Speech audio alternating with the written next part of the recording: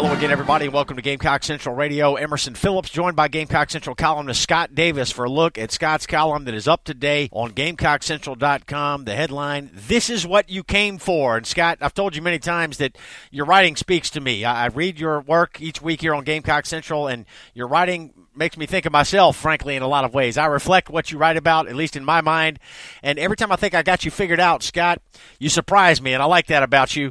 A couple of weeks ago, we talked about hair bands and what a big Motley Crue fan you are, and this week you throw us a curveball by quoting Rihanna. I was impressed. Yeah.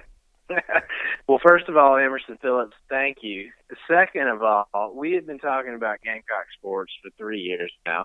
We talked about them after a loss in the Birmingham Bowl. We talked about them when they went 3-9 and Steve Spurrier's swan song as the head football coach. But what we've never done is talked about this men's basketball team making it to the Elite Eight, and not only doing so, but routing a Baylor team that had been ranked number one in the nation earlier this season on the heels of really running away from a Duke team that had been ranked number one in the nation. And so at this point, look, is it going to happen? Are they going to make the Final Four? None of us knows that, but we can't doubt this team right now. They've proven themselves in this tournament. They're not here to mess around.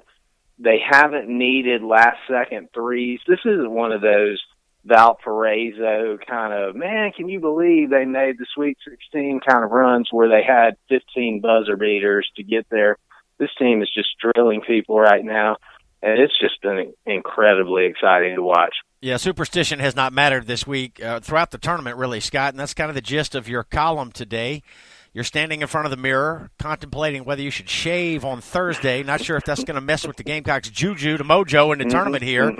And the simple bottom line is that South Carolina has whipped all three teams that it's faced in this tournament. Marquette, the 10 seed, Duke, the 2 seed, Baylor, the 3 seed. No lucky bounces, no fortuitous calls from the refs, no buzzer beaters, no lucky draw in the bracket. The Gamecocks have simply been better than all three opponents. They really have. And if anything, you want to talk about fortuitous calls. I mean, last night, I don't know what you got to do to draw a charging foul in college basketball at this point. The Gamecocks, time and time again, were locked in place and were called for blocking. Didn't matter. Blew out Baylor.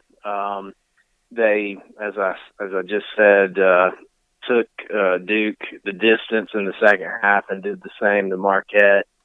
And that's really the story of this tournament. It has not been a fluke. It hasn't been a feel-good story. It hasn't been even a Cinderella story.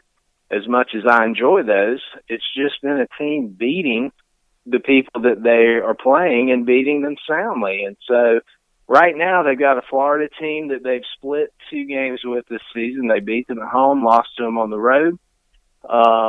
There's 2 ways to look at this. One is, you know Florida, you know you can beat them. It's just simply an SEC basketball game for the right to go to the Final Four. The con is, I do think South Carolina's defense has shocked and amazed the teams that they've played so far. Florida knows that they can play that defense. They're not going to have to study film for, 400 hours over the next 12 hours or so. So they know what we offer. They know how to play us. But at the same time, I just don't know how you bet against these guys right now. I think they can get there. I hope they do, and it would just be a monumental achievement for this program. We're getting ready for South Carolina and Florida in the Elite Eight, Madison Square Garden, 2:20 tip on Sunday afternoon. National TV coverage from CBS. It'll be Vern Lundquist, Jim Spinarkle, and Allie LaForce on the call. The winner tomorrow at the Garden moves on to Phoenix for the Final Four, and the national semifinals coming up next Saturday. Gamecock Central Radio here, Emerson Phillips with our columnist Scott Davis. We hope you'll download the Gamecock Central Radio app. We've got this phone app that allows you to listen to our podcast for free on your cell phone anywhere you receive cell phone service. You can download the podcast on the App Store and on Google Play, and then you can subscribe to our podcast on iTunes, SoundCloud, and other popular services, or just visit radio.GamecockCentral.com. Scott, you've never seen the Gamecock fan base so engaged. I have to agree with that statement. Despite the back-to-back national baseball championships in 2010 and 11, that was an incredible 2-year run for South Carolina fans. Something about the tournament, the madness of March, and the fact that every time you win a game, the next game becomes even bigger. It's just been a hell of a ride. Absolutely. March Madness is so much fun, and unfortunately for us, we just haven't been able to participate in it a whole lot over the last couple of decades. That's just the reality of where we've been, and being in it and not just being in it, but making a run that's just completely legitimate has been one of the most exciting things I think I've experienced as a Gamecock fan, if not the most exciting. And as you said, those baseball titles were amazing. Never going to forget it. But this has just been, I think the unexpected factor is part of what's playing into this. This team struggled at the end of the season. There's no doubt about it. And so we just weren't expecting them to come out and just beat soundly teams like Duke and Baylor along the way to the Elite Eight. And they've done that. And so they are a stone's throw away from the Final Four. Nobody can take that away from them. And if they go out and play a complete 40 minutes tomorrow, they're going to get there. Gamecock fans, particularly long-time Gamecock fans, have waited such a long time for a tournament like this, a month of March like this, 3 wins in the tournament now with the 4th game coming on Sunday against a very familiar opponent, the Florida Gators. You're writing your column this week. It's on Gamecock Central. We invite our listeners to check it out. Scott's column is This Is What You Came For, and games like tomorrow, Scott, are what Gamecock fans have been waiting for a long time. This is what it's all about. I mean, you're playing for the right to go to the Final Four. You're playing for your state, your school, pride. Everything is on the line tomorrow, and you're playing a familiar opponent. And if you can find a way to beat them, it's just going to be so sweet. And so this game tomorrow, you never know how many of these opportunities you're going to get. If South Carolina goes out and compiles 18 straight number 1 recruiting classes, that's no guarantee that they'll be right back in this spot. I mean, Duke, a team that South Carolina just beat, has done that essentially. And they lost in the round of 32 this year, and so just recruiting well is not necessarily guaranteeing that you're going to be back here. So this is the time to do it, and I just really believe in these guys. I feel like they're going to get it done, and I hope they do. So you quote Rihanna this week, Scott, and you say, this is what you came for, and you're exactly right, man. Gamecocks had not won a game in the tournament since 1973, but, boy, it's been worth the wait. It absolutely has, and if we can finish this run, just get to that Final Four and then see what happens. I really don't think there's a team left in this tournament that frightens me when it comes to South Carolina, and I can't believe I'm saying that to you, Emerson Phillips, but I am.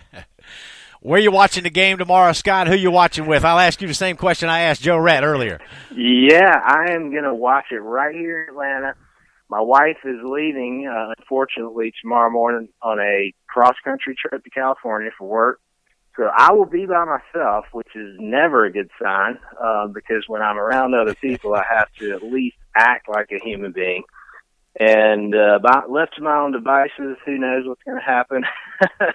But I'm going to try not to get arrested or do anything that will make our neighbors kick us out of the neighborhood. And so hopefully I won't need to. You going to shave tomorrow, Scott? You know what? I'm just going to let it roll. And I'm fine with that decision. I think this team can handle their business. Doesn't much matter, does it, Scott? That's what I learned from your column this week. That's right. And that's what's been exciting about this run, for sure. All right, Scott Davis is our columnist here on Gamecock Central, and he joins us each week on Gamecock Central Radio. We talk football, we talk basketball, we talk baseball, we talk with Scott year-round. He brings us a fan's perspective here on Gamecock Central Radio. Scott lives in Atlanta, but he's a lifelong Gamecock fan. Scott, I know what fun it's been for you to cover this Gamecock basketball team, the run that they've been on here in March, and I've thoroughly enjoyed doing the podcast with you during the tournament, and hopefully we get a couple more games out of this thing before it's all said and done. Feel the same way, Emerson. You and I are both in our hundreds. we're old guys. We've seen a lot, and I think both of us are just stunned and amazed, but especially excited about what we're seeing right now. All right, it's been fun. Scott, we'll get back with you next week. We'll talk about this Gamecock basketball team. Man, what a month of March here for South Carolina Gamecock basketball fans. Always a pleasure talking with you, my man. Always a pleasure, man. Talk to you later. All right, that's Scott Davis, our columnist here on Gamecock Central, and I'm Emerson Phillips, and this is Gamecock Central Radio. Thanks for listening.